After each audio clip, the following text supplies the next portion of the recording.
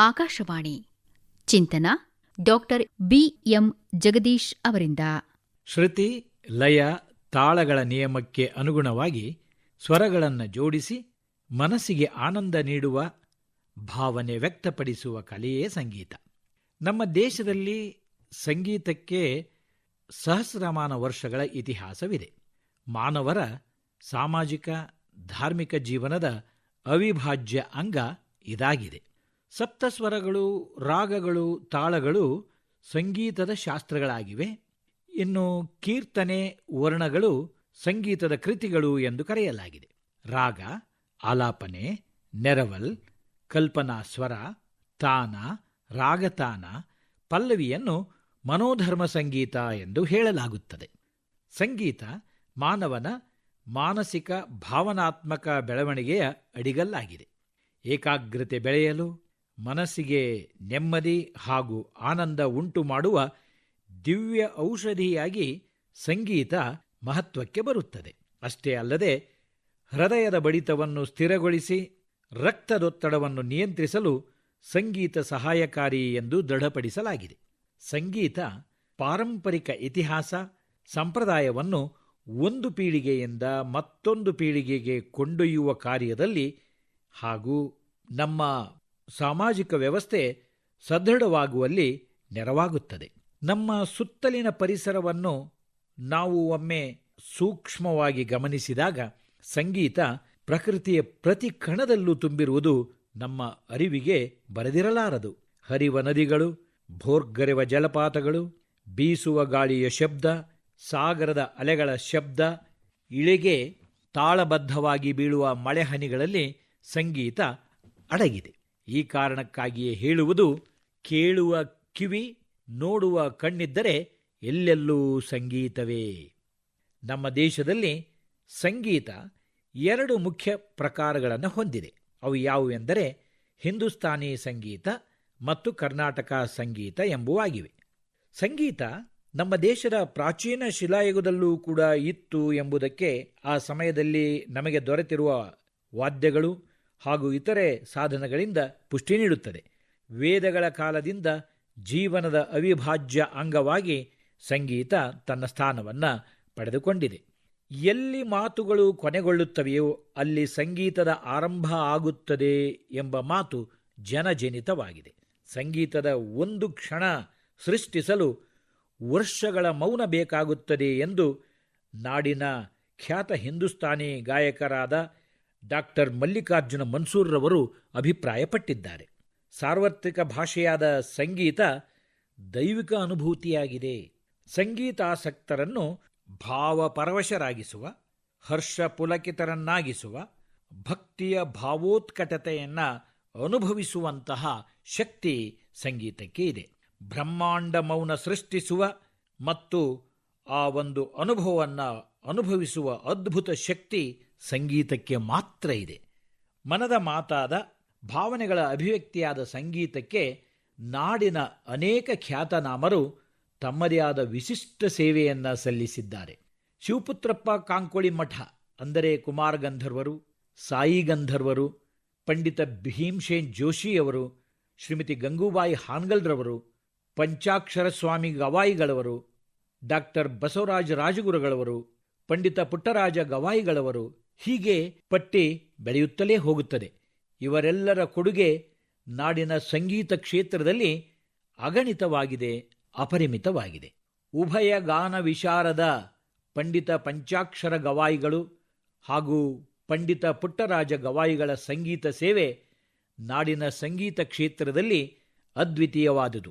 ಶಿಲ್ಪಕಲೆ, ಕಲ್ಲುಗಳಲ್ಲಿ ಸಂಗೀತ ಹೊರಹೊಮ್ಮಿಸಿದ ಖ್ಯಾತರ ನಾಡು ನಮ್ಮ ಕನ್ನಡ ನಾಡು. ಹೀಗೆ ಸಂಗೀತದ ಬಗ್ಗೆ ಹೇಳ ಹೊರಟಾಗ ಪದಗಳು ಸಾಕಾಗುವುದಿಲ್ಲ.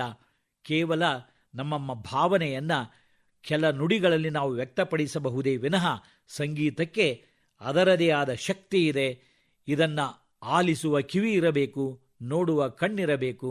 ಆಗ ಜೀವನ ಪಾವನವಾಗುತ್ತದೆ ಅಲ್ಲವೇ? ನಿಸ್ವಾರ್ಥ ಸೇವೆ, ಅಪ್ಪಟ ತ್ಯಾಗ ಮತ್ತು ಅನುಕ್ಷಣವೂ ಕಾವಲುಗಾರ, ಬಾನಂಗಳದಲ್ಲಿ ಸದಾ ನಮ್ಮ ದೇಶದ ನಮ್ಮ ಹೆಮ್ಮೆಯ ತ್ರಿವರ್ಣ ಧ್ವಜವನ್ನು ಗಂಭೀರವಾಗಿ ಹಾರಾಡಲು ನಿತ್ಯ ಶ್ರಮ ವಹಿಸುವವರೇ ನಮ್ಮ ವೀರ ಯೋಧರು. ನಮ್ಮ ಯೋಧರು ಎನ್ನುವ ಪದದಲ್ಲಿ ನಮ್ಮಲ್ಲಿ ಹೊಸ ಹುಮ್ಮಸ್ಸನ್ನು ಮೂಡಿಸುತ್ತದೆ. ಅಭಿಮಾನ ಉಕ್ಕಿ ಬರುತ್ತದೆ. ಇದು ನಮ್ಮ ದೇಶ ಎಂಬ ಹೆಮ್ಮೆಯ ಭಾವನೆ ಗರಿಗೆದರುತ್ತದೆ. ಯೋಧರು ದೇಶದ ಗಡಿಯಲ್ಲಿ ನಿತ್ಯ ನಿರಂತರ ಕಾವಲು ನಡೆಸುತ್ತಾ ನಮ್ಮ ಆಸ್ತಿ, ನಮ್ಮ ಜೀವನ ಕಾಪಾಡುತ್ತಾ ನಮ್ಮ ಬದುಕು ಶಾಂತಿಯಿಂದ ಭದ್ರತೆಯಿಂದಾಗಿರಲು ಇವರ ನಿಸ್ವಾರ್ಥ ಸೇವೆ ಅಪ್ರತಿಮವಾಗಿದೆ. ತಮ್ಮ ಸ್ವಂತ ಕುಟುಂಬದಿಂದ ಬಹುದೂರದ ಗಡಿಗಳಲ್ಲಿ ಮಳೆ, ಬಿಸಿಲು, ಚಳಿ, ಪ್ರಕೃತಿ ವಿಕೋಪ ಇವಾವುವನ್ನೂ ಲೆಕ್ಕಿಸದೆ ತಮ್ಮ ವೈಯಕ್ತಿಕ ಬದುಕನ್ನು ತ್ಯಾಗ ಮಾಡಿ ದೇಶದ ಭದ್ರತೆಗಾಗಿ, ಒಳಿತಿಗಾಗಿ, ಜನರ ರಕ್ಷಣೆಗಾಗಿ ಸದಾ ಸಿದ್ಧರಾಗಿರುತ್ತಾರೆ. ಆ ಶ್ರಮದ ಫಲವೇ ದೇಶದ ಜನ ಸುರಕ್ಷಿತವಾಗಿ ನೆಮ್ಮದಿಯಿಂದ ಬದುಕಲು ಸಾಧ್ಯವಾಗಿದೆ. ಯೋಧರ ಕಾರ್ಯಗಳು ಇಷ್ಟಕ್ಕೆ ಸೀಮಿತವಾಗಿಲ್ಲ. ಒಂದೊಮ್ಮೆ ದೇಶದ ಒಳಗೆ ಯಾವುದಾದರೂ ಕಾರಣಗಳಿಂದಾಗಿ ಗಲಭೆಗಳು ನಡೆದಾಗ ಅಂತಹ ಗಲಭೆಗಳನ್ನು ಮತ್ತೆ ನಡೆಯದಂತೆ ತಮ್ಮ ವಿಶಿಷ್ಟ ಸೇವೆಯಿಂದ ಇವರು ಅಂತಹ ಗಲಭೆಗಳನ್ನು ನಿಯಂತ್ರಣಕ್ಕೆ ತರುತ್ತಾರೆ. ಮಾತ್ರವಲ್ಲದೆ ಗಲಭೆಗಳಿಂದ ಆಗಬಹುದಾದ ಆಸ್ತಿ, ಜೀವಹಾನಿಯನ್ನು ಯಶಸ್ವಿಯಾಗಿ ಇವರು ತಡೆಯುತ್ತಾರೆ. ಆ ಮೂಲಕ ಸಮಾಜಕ್ಕೆ ದೊಡ್ಡ ಕೊಡುಗೆಯನ್ನು ನೀಡುತ್ತಲೇ ಬಂದಿದ್ದಾರೆ. ಅದಲ್ಲದೆ ಪ್ರಕೃತಿ ಮುನಿಸಿಕೊಂಡು ಉಂಟಾಗಬಹುದಾದ ನೈಸರ್ಗಿಕ ಹಾನಿಯ ಸಂದರ್ಭದಲ್ಲೂ ಇವರ ಸೇವೆ ಸದಾ ಅವಿಸ್ಮರಣೀಯ. ಜೀವನದ ಹಂಗನ್ನು ತೊರೆದು ಹಗಲಿರುಳು ಎನ್ನದೆ ಕಾರ್ಯಪ್ರವೃತ್ತರಾಗಿ ರಕ್ಷಣಾ ಪಡೆಗಳು ರಕ್ಷಣಾ ಕಾರ್ಯದಲ್ಲಿ ತಮ್ಮನ್ನು ತಾವು ತೊಡಗಿಸಿಕೊಂಡು ಜನರನ್ನು ಸದಾ ರಕ್ಷಿಸುತ್ತಾರೆ. ವಿಕೋಪದ ಹಾನಿ ಪ್ರಮಾಣವನ್ನು ತಡೆಯುತ್ತಾರೆ. ಪ್ರವಾಹ, ಬರಗಾಲ, ಭೂಕುಸಿತ, ಬೆಂಕಿ ಅನಾಹುತ ಇಂತಹ ಅನೇಕ ಅವಘಡಗಳಲ್ಲಿ ನಮ್ಮ ಯೋಧರು ಮಾಡುವ ನಿಸ್ವಾರ್ಥ ಸೇವೆ ಬೆಲೆ ಕಟ್ಟಲಿಕ್ಕೆ ಸಾಧ್ಯವಿಲ್ಲ. ಸದಾ ಅವರನ್ನು ನಾವು ಹೃದಯದಿಂದ, ಪ್ರೀತಿಯಿಂದ ಗೌರವಿಸುವಂತಹದ್ದಾಗಿದೆ. ನಮ್ಮ ಯೋಧರು ಭಾರತೀಯ ಸಶಸ್ತ್ರ ಪಡೆಗಳಾದ ಭೂಸೇನೆ, ವಾಯುಸೇನೆ, ನೌಕಾಸೇನೆಗಳಲ್ಲಿ ಅವಿರತವಾಗಿ ಸೇವೆ ಸಲ್ಲಿಸುತ್ತಲೇ ಬಂದಿದ್ದಾರೆ. ನಮ್ಮ ಯೋಧರ ಕುರಿತು ಹೇಳುವಾಗ ಕೆಲ ಅಂಶಗಳನ್ನು ನಾವು ಕಾಣಬಹುದು. ನಮ್ಮ ವೀರ ಯೋಧರು ತ್ಯಾಗ ಮತ್ತು ದೇಶಭಕ್ತಿಯ ದ್ಯೋತಕವಾಗಿದ್ದಾರೆ. ನಮ್ಮ ಯೋಧರು ಶಿಸ್ತು ಮತ್ತು ನಮ್ಮೆಲ್ಲರನ್ನ ಅತ್ಯಂತ ಕ್ರಮಬದ್ಧ ರೀತಿಯಲ್ಲಿ ಬದುಕನ್ನು ಸಾಗಿಸಲಿಕ್ಕೆ ನೆರವಾಗುತ್ತಾರೆ. ಇವರ ಸಮಯ ಪಾಲನೆ, ಕಾರ್ಯದಕ್ಷತೆ, ಕಠಿಣ ಪರಿಶ್ರಮ ನಮಗೆ ಅರಿವಿಗೆ ಪಾಠಗಳಾಗಿವೆ. ನಮ್ಮ ಯೋಧರು ದೇಶದ ಏಕತೆಯ ಪ್ರತೀಕವಾಗಿದ್ದಾರೆ. ಅವರಿಗೆ ಇಡೀ ದೇಶವೇ ಒಂದು ಕುಟುಂಬ. ಹಾಗಾಗಿ ಅವರು ಯಾವುದನ್ನೂ ಲೆಕ್ಕಿಸದೆ ದೇಶದ ಜನರ, ದೇಶದ ಗಡಿ, ದೇಶದ ಆಸ್ತಿ, ದೇಶದ ಸ್ವಾತಂತ್ರ್ಯವನ್ನು ರಕ್ಷಿಸುವಲ್ಲಿ ಸದಾ ಜಾಗೃತರಾಗಿ ಕಾರ್ಯಪ್ರವೃತ್ತರಾಗುತ್ತಾರೆ. ಭಾರತೀಯ ಯೋಧರು ಕೇವಲ ಸಮವಸ್ತ್ರ ಧರಿಸಿದವರಲ್ಲ, ಅವು ದೇಶಭಕ್ತಿಯ ಜ್ವಾಲೆಗಳು. ಅವರ ತ್ಯಾಗಕ್ಕೆ ಬೆಲೆ ಕಟ್ಟಲಾಗದು. ಇವರ ರಕ್ತದಲ್ಲಿ ದೇಶಭಕ್ತಿಯ ವೀರಾವೇಶವಿರುತ್ತದೆ. ನಮ್ಮ ವೀರ ಯೋಧರ ಕುರಿತಾಗಿ ತಮ್ಮ ಮನದಾಳದ ಮಾತುಗಳನ್ನು ಆಡಿರುವ ಕೆಲವು ಮಹನೀಯರು ಹೀಗೆ ಹೇಳುತ್ತಾರೆ. ಜನರಲ್ KM ಕರಿಯಪ್ಪನವರ ನುಡಿಗಳು ಹೀಗಿವೆ: ಯೋಧರು ತಮ್ಮ ಪ್ರಾಣದ ಹಂಗನ್ನು ತೊರೆದು ದೇಶಕ್ಕಾಗಿ ಹೋರಾಡುತ್ತಾರೆ. ಅವರ ತ್ಯಾಗ, ಬಲಿದಾನಕ್ಕೆ ಬೆಲೆ ಕಟ್ಟಲಾಗದು. ಮತ್ತೋರ್ವರು ಶ್ರೀ ಸ್ಯಾಮ್ ಮಣೇಕ್ಷಾರವರು ಅವರ ಮಾತಿನಲ್ಲಿ ಹೇಳುವುದಾದರೆ, ದೇಶಕ್ಕಾಗಿ ಪ್ರಾಣ ಕೊಡುವುದಕ್ಕಿಂತ ದೊಡ್ಡ ಭಾಗ್ಯ ಮತ್ತೊಂದಿಲ್ಲ ಎಂದು ಉದ್ಗಾರ ತೆಗೆದಿದ್ದಾರೆ. ಕಾರ್ಗಿಲ್ ಹುತಾತ್ಮ ಹೆಮ್ಮೆಯ ಕ್ಯಾಪ್ಟನ್ ಮನೋಜ್ ಕುಮಾರ್ ರವರು ಆಡಿದ ಮಾತುಗಳು ಹೀಗಿವೆ: ನಾನು ಸಾಯುವ ಮುನ್ನ ನನ್ನ ದೇಶದ ಗಡಿ ರಕ್ಷಣೆಗೆ ನನ್ನ ಪ್ರಾಣ ಮುಡಿಪಾಗಿ ಇಡದೆ ಹೋದರೆ ಅಂತಹ ಸಾವು ನನ್ನನ್ನು ಅವಮಾನಿಸುತ್ತದೆ ಎಂಬ ಮಾತಿನಲ್ಲಿ ಯೋಧರ ಪ್ರಾಮುಖ್ಯತೆ ನಮಗೆ ಕಂಡುಬರುತ್ತದೆ. ದೇಶಕ್ಕಾಗಿ ಇವರ ಮನ ಮಿಡಿಯುವ ರೀತಿಯನ್ನು ತಿಳಿಸುತ್ತದೆ. ಇಂತಹ ವೀರ ಯೋಧರನ್ನು ಮನ ತುಂಬಿ ಗೌರವಿಸೋಣ, ನಮಿಸೋಣ. ದೇಶವೇ ನನ್ನ ಕುಟುಂಬ ಎಂಬ ವೀರ ಯೋಧರಿಗೆ ನಮ್ಮದೊಂದು ಸಲಾಂ. ಜುಲೈ 23 ರಾಷ್ಟ್ರೀಯ ಪ್ರಸಾರ ದಿನಾಚರಣೆಯನ್ನಾಗಿ ಬಹಳ ವೈಶಿಷ್ಟ್ಯ ರೀತಿಯಲ್ಲಿ ಆಚರಿಸಲಾಗುತ್ತದೆ. ಯಾವುದೇ ತಂತಿಗಳ ನೆರವಿಲ್ಲದೆ ವಿದ್ಯುತ್ ಕಾಂತೀಯ ತರಂಗಗಳ ಮೂಲಕ ವಿವಿಧ ಕಾರ್ಯಕ್ರಮಗಳನ್ನು ನಾಡಿನಾದ್ಯಂತ ಪ್ರಸಾರ ಮಾಡುವ ತಂತ್ರಜ್ಞಾನವನ್ನು ರೇಡಿಯೋ ಪ್ರಸಾರ ಎಂದು ಕರೆಯಲಾಗುತ್ತದೆ. ತರಂಗಗಳು ಗಾಳಿಯ ಮೂಲಕ ಚಲಿಸಿ ಪ್ರಸಾರ ಕೇಂದ್ರಗಳನ್ನು ತಲುಪಿದಾಗ ಪ್ರಸಾರ ಕೇಂದ್ರಗಳು ಧ್ವನಿಯ ತರಂಗಗಳಾಗಿ ಪರಿವರ್ತಿಸಿ ಪ್ರಸಾರ ಮಾಡುವುದು ಕೌತುಕದ ವಿಷಯವಾಗಿದೆ. ನಮ್ಮ ದೇಶದಲ್ಲಿ 1927 ಜುಲೈ 23ರಂದು ಮೊದಲ ಬಾರಿಗೆ ಈಗಿನ ಮುಂಬೈ ನಗರದ IBC ಕೇಂದ್ರದಲ್ಲಿ, ಅಂದರೆ ಇಂಡಿಯನ್ ಬ್ರಾಡ್ಕಾಸ್ಟಿಂಗ್ ಕಂಪನಿ ವತಿಯಿಂದ ರೇಡಿಯೋ ಕಾರ್ಯಕ್ರಮಗಳು ಪ್ರಸಾರಗೊಂಡವು. ಅದರ ಮಹತ್ವವನ್ನು ಸದಾ ತಿಳಿಯಲು ನಮ್ಮ ದೇಶದಲ್ಲಿ ಪ್ರತಿ ವರ್ಷ ಜುಲೈ 23ರ ದಿನವನ್ನು ರಾಷ್ಟ್ರೀಯ ಪ್ರಸಾರ ದಿನ ಎಂದಾಗಿ ಪ್ರತಿ ವರ್ಷ ಆಚರಿಸುತ್ತಲೇ ಬರಲಾಗಿದೆ. ಆಕಾಶವಾಣಿ ಇತಿಹಾಸದಲ್ಲಿ ಕರ್ನಾಟಕದ ಪಾತ್ರ ಅತ್ಯಂತ ಪ್ರಮುಖವಾಗಿದೆ. ರೇಡಿಯೋ ಕಾರ್ಯಕ್ರಮವನ್ನು ಆಕಾಶವಾಣಿ ಎಂಬ ಪದ ಬಳಕೆ ಮೈಸೂರಿನಲ್ಲಿ ಮೊಟ್ಟ ಮೊದಲಿಗೆ ಆಯಿತು. ಇದು ನಮಗೆ ಹೆಮ್ಮೆಯ ಸಂಗತಿಯೇ ಆಗಿದೆ. 1936 ಜೂನ್ 8 ಭಾರತೀಯ ಪ್ರಸಾರ ಸೇವೆಯನ್ನು ಆರಂಭಿಸಿ ಆಲ್ ಇಂಡಿಯಾ ರೇಡಿಯೋ AIR ಎಂದು ಮರುನಾಮಕರಣ ಮಾಡಲಾಯಿತು. ಆಕಾಶವಾಣಿ ನಾಡಿನ ಬಹುದೊಡ್ಡ ಸಂಪರ್ಕ ಸಾಧನವಾಗಿ ಅತ್ಯಂತ ಯಶಸ್ವಿಯಾಗಿ ಕಾರ್ಯನಿರ್ವಹಿಸುತ್ತಾ ಬಂದಿದೆ. ಆಕಾಶವಾಣಿ ಮೂಲಕ ಪ್ರಸಾರವಾಗುತ್ತಿರುವ ಕಾರ್ಯಕ್ರಮಗಳು ಆಬಾಲವೃದ್ಧರಾದಿಯಾಗಿ ಎಲ್ಲರಿಗೂ ಪ್ರಯೋಜನಕಾರಿಯಾಗಿವೆ. ಇದು ಹೆಮ್ಮೆಯ ಸಂಗತಿಯಲ್ಲದೆ ಬೇರೇನು?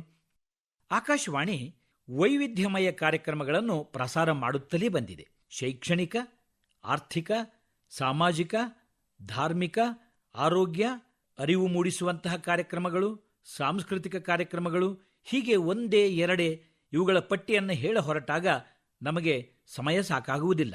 ಜೊತೆಗೆ ಕ್ರೀಡೆ, ಕಲೆ, ಸಾಹಿತ್ಯ ಇವುಗಳ ಕುರಿತಾಗಿ ಅತ್ಯಂತ ಅರ್ಥಪೂರ್ಣ ಕಾರ್ಯಕ್ರಮಗಳನ್ನು ವಿಭಿನ್ನ ರೀತಿಯಲ್ಲಿ ಪ್ರಸಾರ ಮಾಡುವ ಕಲೆ ಆಕಾಶವಾಣಿಗೆ ಮಾತ್ರ ಇದೆ ಎಂಬುದು ನಮಗೆ ಹೆಮ್ಮೆಯ ಸಂಗತಿ. ಜ್ಞಾನ ವಿಕಾಸಕ್ಕೆ ನೆರವು ನೀಡುತ್ತಿದೆ. ಈ ಎಲ್ಲ ಕಾರ್ಯಕ್ರಮಗಳು ಜನತೆಗೆ ಮನರಂಜನೆಯನ್ನು ನೀಡುತ್ತಾ ವ್ಯಕ್ತಿತ್ವ ವಿಕಾಸನಗೊಳಿಸುವಲ್ಲಿ ಮಹತ್ವದ ಕೊಡುಗೆಯನ್ನು ಆಕಾಶವಾಣಿ ನೀಡುತ್ತಲೇ ಬಂದಿದೆ. ದೇಶದ ವಿಭಿನ್ನ ಸಂಸ್ಕೃತಿಯ ಚಿತ್ರಣವನ್ನು ಧ್ವನಿ ತರಂಗಗಳ ಮೂಲಕ ಯಶಸ್ವಿಯಾಗಿ ತಲುಪಿಸುವ ಏಕೈಕ ಮಾಧ್ಯಮ ಆಕಾಶವಾಣಿ ಎಂದು ಹೆಮ್ಮೆಯಿಂದ ಹೇಳಬಹುದಾಗಿದೆ. ಇದರಿಂದ ಜನತೆಯಲ್ಲಿ ನಮ್ಮ ದೇಶದ ಬಗ್ಗೆ ಅಭಿಮಾನ ಮೂಡುವಲ್ಲಿ, ಒಗ್ಗಟ್ಟು ಉಂಟಾಗುವಲ್ಲಿ, ಐಕ್ಯತೆ ಬೆಳೆಯುವಲ್ಲಿ ಆಕಾಶವಾಣಿಯ ಪಾತ್ರ ಅತ್ಯಂತ ಹಿರಿದು. ಆಕಾಶವಾಣಿ ಮೂಲಕ ಪ್ರಸಾರಗೊಳ್ಳುತ್ತಿರುವ ಕಾರ್ಯಕ್ರಮಗಳು ಅತ್ಯಂತ ನಿಖರವಾದ, ಪಾರದರ್ಶಕವಾದ, ಗುಣಮಟ್ಟದ ಕಾರ್ಯಕ್ರಮಗಳಾಗಿವೆ. ಹೀಗಾಗಿ ನಂಬಲರ್ಹ ಸಂಪರ್ಕ ಮಾಧ್ಯಮ ಎಂಬ ಹೆಗ್ಗಳಿಕೆ ಇದರದ್ದಾಗಿದೆ. ಆಕಾಶವಾಣಿಯ ಕಾರ್ಯಕ್ರಮಗಳು ಅರ್ಥಪೂರ್ಣವಾಗಿ ರೂಪುಗೊಳ್ಳುತ್ತಲೇ ಬಂದಿವೆ.